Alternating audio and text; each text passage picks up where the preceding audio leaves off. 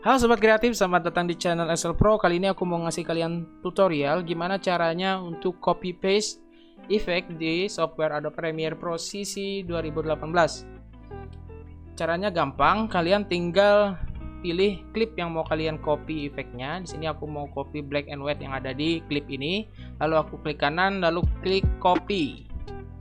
Setelah aku klik copy, lalu aku select klip yang mau aku paste efeknya. Jadi ketika sudah, aku klik kanan di klip yang sudah aku pilih, lalu aku paste attributes. Jadi di sini ada kolom-kolom seperti ini, tinggal kalian pilih yang mana yang mau kalian terapkan di klip yang lain. Di sini aku ada black and white, lalu aku klik OK, dan efeknya berhasil diterapkan di semua klip yang mau kalian kasih efek. Oke, jika kalian suka dengan video ini, jangan lupa tekan like, comment, dan subscribe. Sekian tutorial dari Excel Pro. Terima kasih.